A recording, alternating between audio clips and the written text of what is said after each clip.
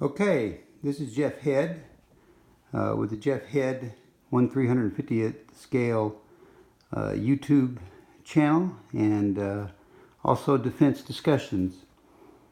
Today we're going to talk about destroyers, and I've got 8 1/350th scale destroyers here that are a very good representation of destroyers around the world.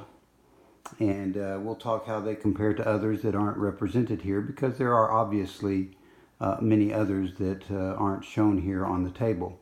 But this will be a good start. I'm going to start over here with the Russian. This is a Russian destroyer right here. It's a Udaloy 2. Only one of them was built. It was the last Udaloy the Russians built during the Cold War. It actually was completed in 1994. It started right at the end of the Cold War, and they finished it in 1994. They built 15 or 16 of these ships, and 9 of them are still in operation. And that shows you where the Russians are in terms of their naval building. They're not very far along. They're pretty much, with respect to major combatants, exactly where they were when the Cold War ended. In fact, less, because many of them have had to be decommissioned. They simply could not afford keeping them all in commission. But what they have kept in commission, they've tried to take pretty good care of, and this Udaloy 2 is a great example. One great example is right here on the close-in weapons system. This is a Kashtan close-in weapon system. It's both missiles and 30 millimeter cannons. It has 2 30 millimeter chain guns and 6 missiles. If you'll notice, there's one on each side. It has double the firepower of most Western brands, and it also has these 6 missiles that have a 6 to 8 mile range. And they are auto-loading, so they have some underneath there that can be loaded in. So they have a decent close-in weapon system, probably one of the better ones around. If you notice right here in the middle, they've got 2 of their hot firing VLS tubes, and to either side they have RBU, I think 1000s. Those are anti-submarine rockets that they shoot.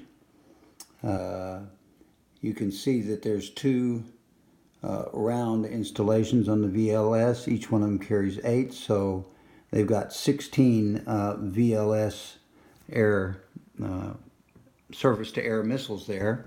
They're a medium range, out to about 25, maybe 30 miles. Up front, they've got twice that many, if you'll notice. They've got 6 of the installations up here. So that's another 32 missiles. They carry 48 missiles ready to fire. And at the range that we're talking about, that's a fairly decent. It's not meant for area coverage like for a carrier, but it's certainly plenty enough to cover itself. The main gun is really nice. It's a 130 millimeter dual barrel rapid fire gun. It's probably one of the best dual purpose main guns on the market, and they have put them on other ships, but this is the one on the Udaloy 2. They've got 8 supersonic surface-to-surface missiles.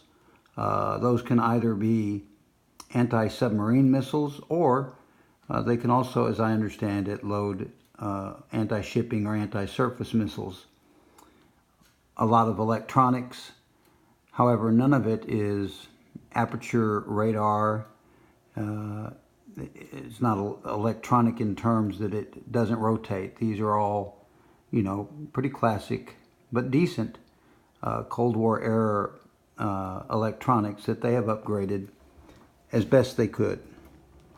You'll also notice back here in the back that the Russians at this stage of the game, began putting 2 helicopters on some of their ships, and this was one of the Utiloids that got it. You see the 2 hangars there, very similar to the U.S. hangars, and a Ka-27 type helicopter. So that's the Utiloid.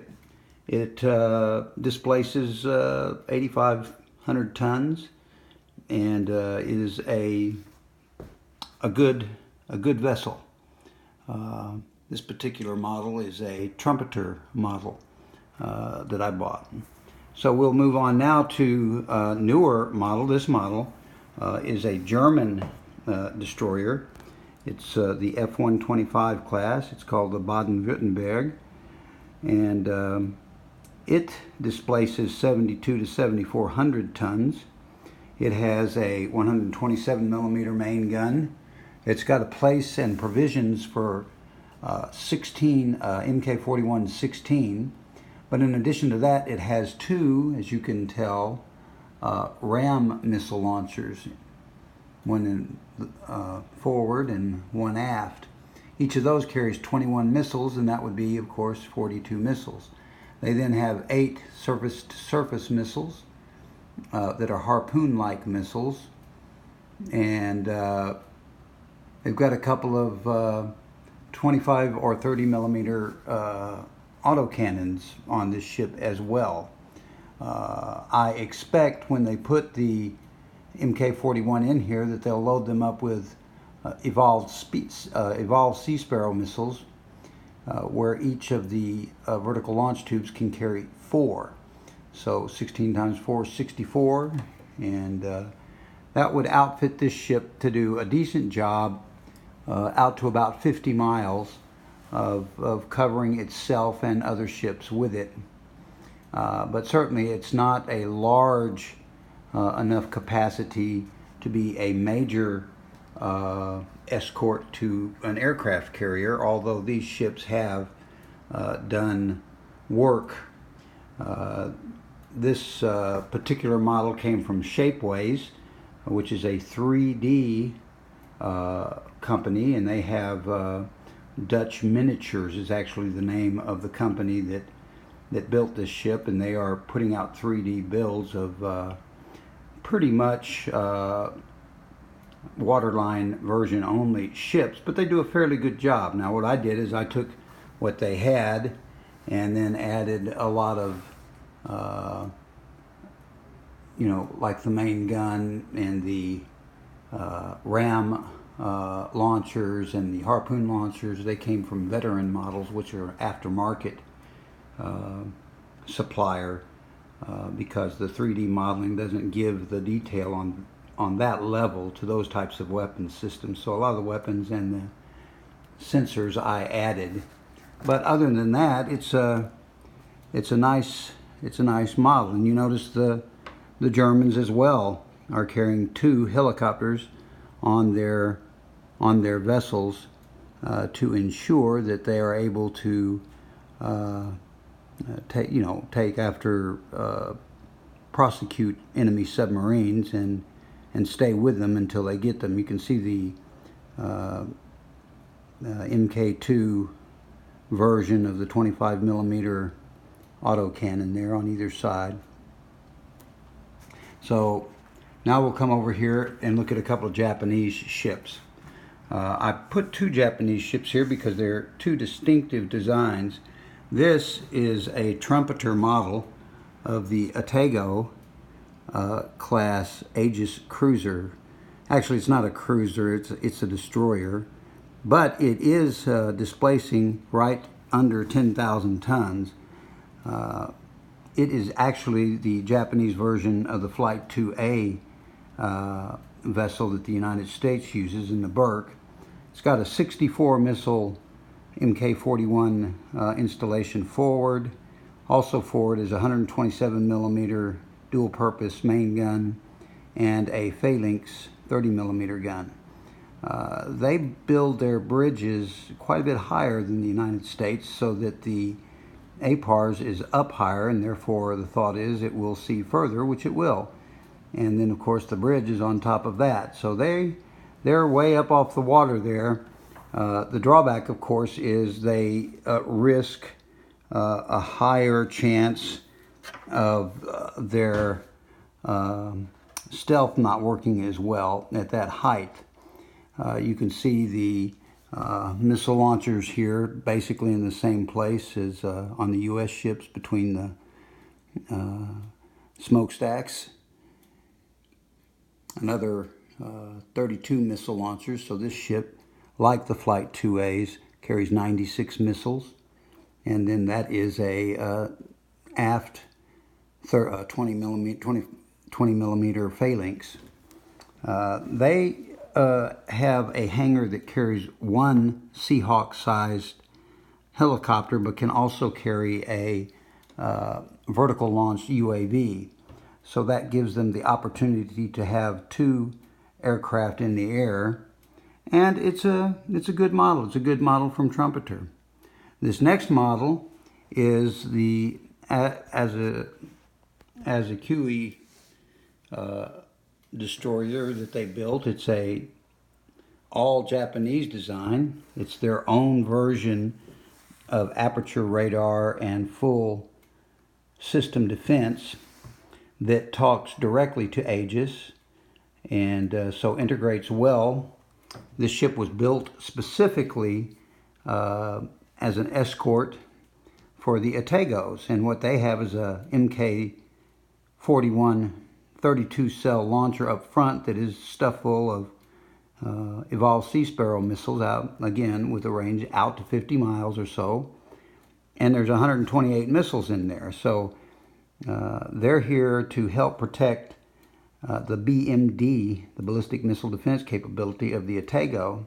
The Atago is also used for other escort duties, like with their carriers, particularly now that their carriers, the Izumo class, can carry F-35Bs.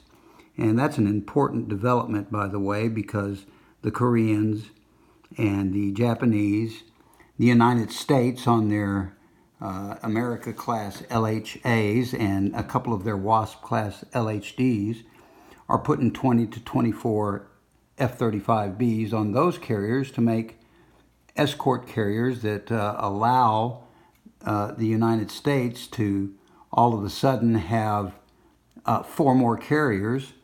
And with the Japanese and the Koreans, there's 4 more carriers. The Australians are talking about doing the same with their 2 carriers, and the Indians with their 3, so there's 5 more carriers, all of them carrying F-35Bs. And that's an important development because to date, the Chinese carriers carry a good aircraft, which is the J-15, which is a much modernized Su-33. But it is not a stealthy aircraft, and it is 4th generation. And so now all of a sudden we have 12 or more small carriers that can feasibly take on the Japanese carrier and win because of their stealth 5th generation aircraft. This particular model is made by Arts Technique, and which is worked together with Pit Road, and it is a great model, I have to tell you. It's a resin model, so it's quite a bit heavier and more durable than the plastic models, but it has been made with such precision that it goes together like a plastic model. I don't know that I've ever had a resin kit that fit together as well. So I bought another one. They've built a follow-on version to this ship, 2 of them, where they've taken the rear-facing APARs here, and these are dual band, and they've moved that particular APAR right there all the way up here to the front, and you know, similar to the way they are on the Burke class, and that allowed them to remove this whole high standing section in the rear and not lose too much by it at all stealth wise. So it's a good move, and I have one of those to build now, and I'm really looking forward to it. That was a very enjoyable build. Again, Arts Technique and Pit Road. Very good destroyer that the Japanese have built here. And the Japanese continue to build. They're at a point where they have close to 50 destroyer-sized ships, and they're squared away very well. And they do a lot of practicing, training, exercises with the United States Navy, as do a lot of our allies. And we'll talk about that more in a minute. Now over here we have a British Type 45 Daring class destroyer, probably from an electronic standpoint and just pure launch capability with the Silva system, probably as good, if not the best, electronic and overall anti-submarine warfare ships out there, along with their frigates, Type 23 frigates, and the new Global Combat ship. So this is a good, also a very good model. My only concern with it, they've got a 4.5-inch gun, which is a rapid-fire good gun. They carry 8 Harpoon missiles, and they've got a 30mm and 2 20mm Phalanx, and then 2 30mm autocannons.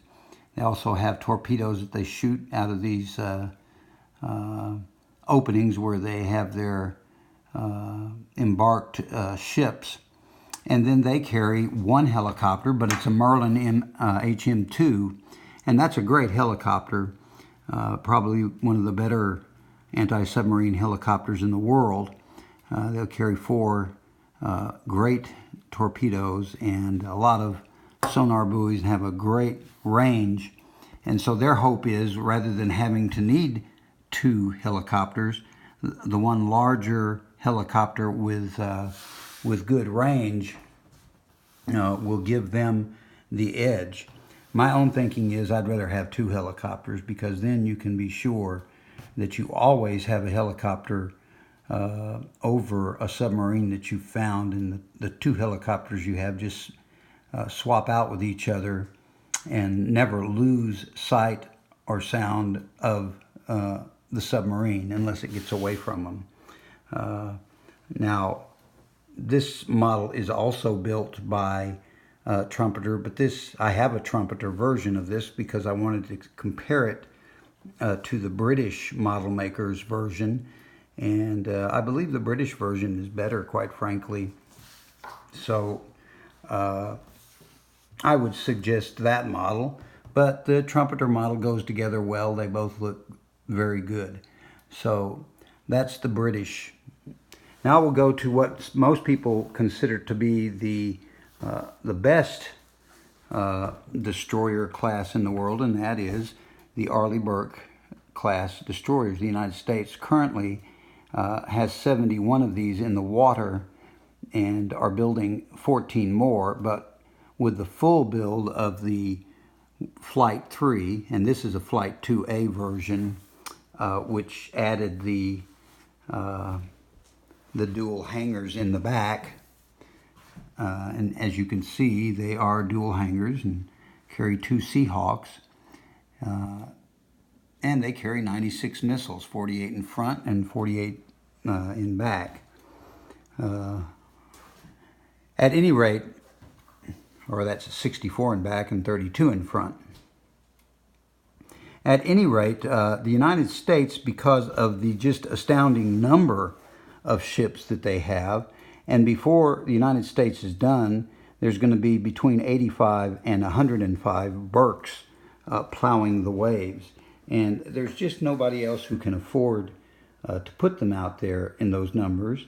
And the United States also regularly, and I mean very regularly, updates the electronics on all of these ships. And so they perform better and better, and they spend a lot of money on training, both in terms of combat damage, repair, and in terms of realistic exercises to work with their allies, and particularly with their own ships, their own U.S. Navy ships, to make the combat that they perform second nature, and they are very good at it. They're very squared away, and it has become second nature. I've got son-in-laws and cousins and all sorts of people in the U.S. Navy, and they keep me well apprised of how well things are going. The other thing is just the sheer number of missiles that can be launched from the Mk-41 that the United States has at its fingertips. Several different types of Tomahawk missiles, from ones that have just a straight range and precision guidance out to 1,500 miles, down to what they call the tactical Tomahawk that can be reprogrammed in flight to look at other targets as it goes and change targets if necessary, either automatically or by command through a link system and other systems that the United States has now got in play through the P-8s and the Tridents. That TAC Tomahawk can also do battle damage reports. It can fly around and look at what the other Tomahawks have done and then wait to be reprogrammed to attack something else or to put the end to other ships that may not be all the way out of service yet. They will carry the long-range anti-surface, anti-shipping missile, which will be a great upgrade to the Harpoon and have a range of a good 500 miles. So with all of that and with all of the training that they do, this ship in its numbers is just not a ship that any other Navy can really do away with, because you get one or two and 10 or 12 more will come after you. And the United States intends to do that. In fact, the United States Navy right now is planning on the Littoral class combat ship. By the way, this ship is a Trumpeter model as well. But I'm going to do another video soon on frigates of the world, like this video, but with frigates. I'm going to do one on cruisers, and I'm going to do one on nuclear attack submarines. On the frigate side of things, the United States plans are just as ambitious. They intend to have 35 of the upgraded LCS, which will make both the Independence and Freedom class very capable frigates and very well armed to take on peer frigates. They also intend to build 20 small surface combatants, which are another upgrade to the LCS to make them even better. And if that's not enough, those 55, they also are going to, this year, announce the winner of the FFGs, a full-blown large frigate. And I'm hoping that the design now that wins that competition is the Bath Iron Works, who's working with the Spanish and the Australians to produce a frigate version of the Hobart destroyer. The Hobart is an Aegis destroyer, so we will have an Aegis frigate with probably 32 or 48 vertical launch cells, and well armed and well outfitted to communicate with all the other Aegis ships that are out there. So we're looking forward to that. But when you add that up, that's 75 frigates and 100 large Aegis destroyers. And with the 22 Ticonderogas, I expect that the CGX that's going to be worked on here in the 20s, I'm hoping that it is built on the Zumwalt hull, and that a good 25 of those ships with 160 or so vertical launch missiles are in them, and they will be the PVLS, the peripheral vertical launch. So now let's look at the last two ships that I've got out here, and they're important. This one is the type 052 sea destroyer that the Chinese built. They built 2 of these, and they liked them, and they continued to develop them, and then built 4 more. So there are 6 of these destroyers out there that are about 7,000 tons and 7,200 maybe, and they are well armed. 48 hot launch missiles, dual purpose gun up front, 230 millimeter close-in weapon system, a single helicopter in the back, Ka-27, 8 supersonic long-range anti-shipping or surface-to-surface missiles. This was the first kind of look that the Chinese gave us of their idea of an Aegis type ship. And they liked it so well that they then built this ship. This ship is the type O-52D destroyer. It displaces something over 8,000 tons. This particular model was made by Bronco model builders. You see that installation there in the middle is a radar. There's one on this ship as well, and it is a Chinese attempt at anti-stealth radar. We don't know how well it works. My own feeling is with what I know about how the U.S. Changes and develops its stealth, it can change the look with some of the covering and some of the electronics that they have in it to allow them to defeat this type of a thing. But you never underestimate a potential opponent as smart as the Chinese, and they are, and don't let anybody tell you they're not. Now, just as an example, some people have said, well, they've only got 64 missiles, and so they're not nearly as good as the Burke class over there.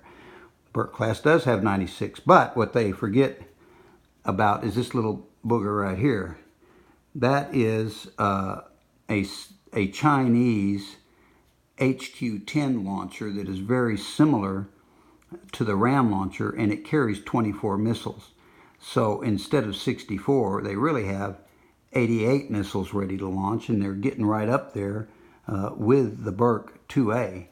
And that's not to be forgotten. Those have a very decent range. Their own now new missile launchers are very similar to our own. We don't know exactly all the missiles that they can launch, but we know that they're trying to quad pack these smaller missiles into those. Don't know whether they've done it, never seen it tested. I'm sure we'll hear about it when it happens. We know that they're also trying to put Tomahawk-like cruise missiles in there. So they're trying to develop a capability similar to the United States, and I have no doubt that they'll be able to do it. They have since built a Type 55 large destroyer, they call it. It's a cruiser. It's about 12 to 13,000 tons and has 112 missiles, but also another 24. So it has 136 missiles ready to shoot.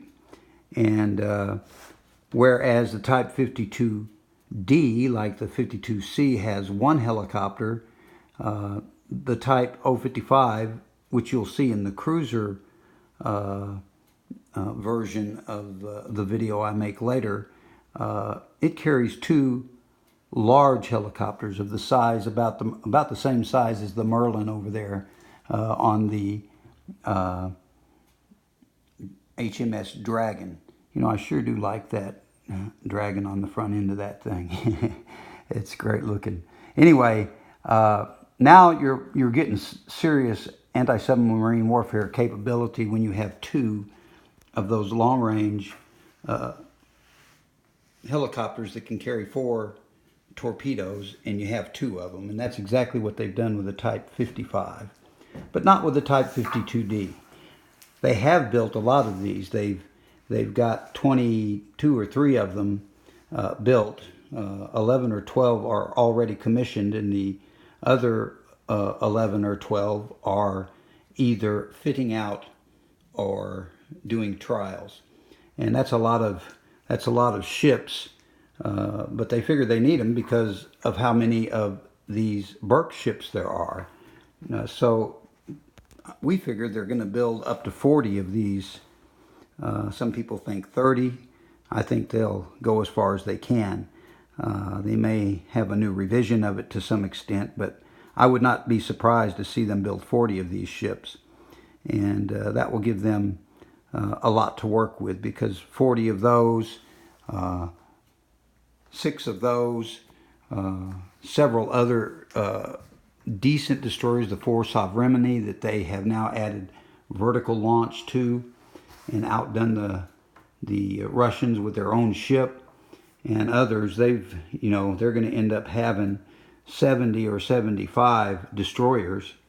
Now the United States will have 100 or more, but 75 against 100 is a dangerous situation, and we certainly don't want to have to go to such a horribly expensive in lives and treasure war.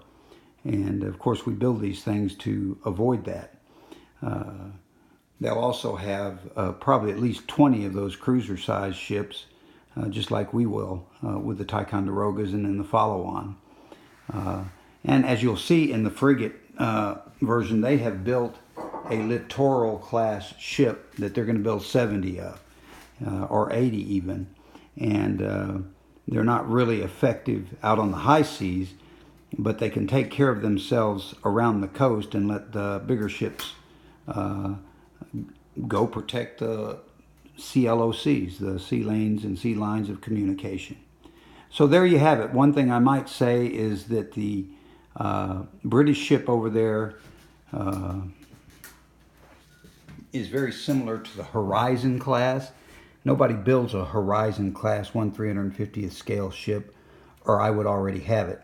I'm thinking about buying one of these ships and converting it. They're close enough, I believe, that I can convert it and make a Horizon class ship. Also, I've already in 1/700th scale built a Sejong class destroyer that is the Korean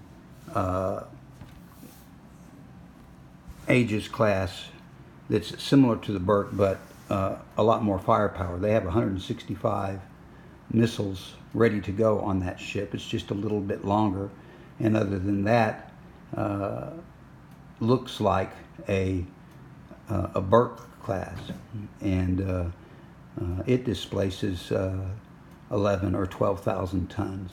So that would be a nice ship to make a cruiser out of. I would rather go to the Zumwalt, because we can very rapidly move to that all-electric ship and put rail guns and lasers on it, which are ready to test. The Obama administration canceled the tests, but the Trump administration is fixing that, and we may soon see lasers and smaller versions of rail guns on some of these other ships, because they are game changers. And we've done the research and been successful at it. We're ready to test them at sea. We've been testing the laser at sea for years now. So there you have it, folks. There's the 1/350th scale modern destroyers of the world.